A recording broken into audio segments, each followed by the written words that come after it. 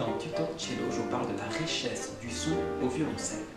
D'abord, je vais vous aider à mieux comprendre, ensuite à mieux écouter et bien sûr ensuite à l'utiliser. C'est parti.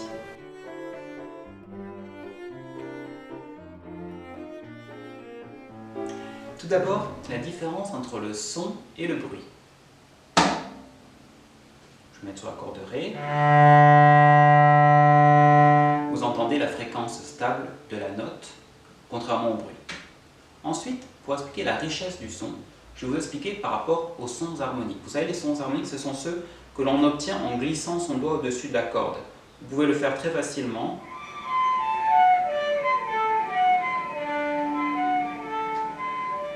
Vous entendez? Les sons qui émergent, ce sont les sons harmoniques. Ces sons harmoniques, ils expliquent la richesse du son. Regardons comment ils sont organisés. En fait, la corde peut se diviser en plusieurs parties. Ici, je suis sur la corde de Ré, donc j'ai le son initial.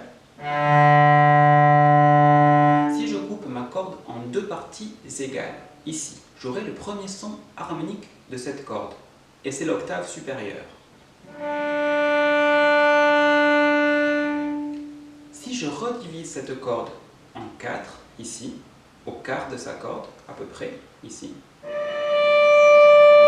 j'obtiens l'octave encore supérieure. Mais vous remarquerez que si je redivise la corde en 4 de l'autre côté, j'obtiens exactement le même son comme un miroir. Et ceci, exactement la même chose si je la coupe en 8 et de l'autre côté, la même chose. Maintenant, écoutons toutes les harmoniques. Il y en a de nombreuses. D'abord l'octave, comme je vous ai dit. Si je glisse, nous aurons la quinte.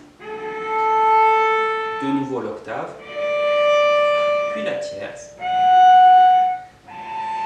La quinte. Et une multitude.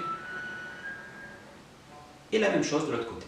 La quinte, l'octave, la tierce, etc. Ceci explique la richesse du son du violoncelle. Maintenant, regardons comment ça peut nous servir à mieux écouter et à mieux profiter de cette richesse.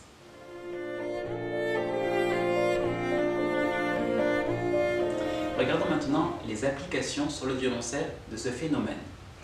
Par exemple, avec une note qui est très belle au violoncelle, justement, le Ré grave sur la corde de Do, ici. Ici, une note que l'on aime jouer, et souvent c'est parce que justement, quand nous jouons ce Ré grave ici,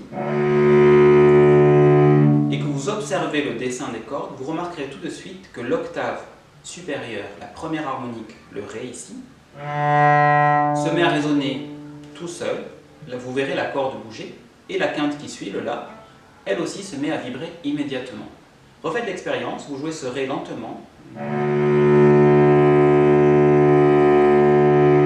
et observez les vibrations de la corde de Ré et de la corde de La.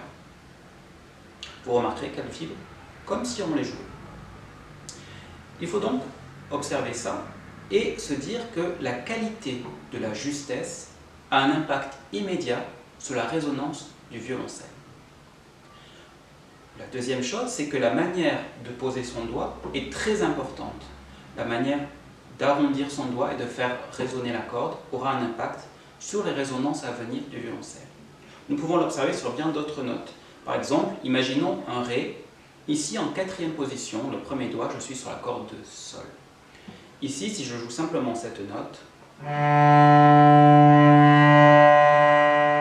que mon doigt est bien rond, vous observerez tout de suite que la corde de Ré, juste à côté, doit vibrer énormément. Et pour cela, il faut absolument avoir le doigt rond pour ne pas empêcher la corde de résonner. Je refais ici lentement. Observez bien le dessin des cordes. Donc, à chaque fois que nous avons une note qui a des cordes à vide à proximité, c'est valable donc par exemple pour un Sol ici, même s'il est plus aigu, vous verrez la corde de Sol vibrer légèrement, et pour toutes les notes qui ont des cordes à vide à proximité.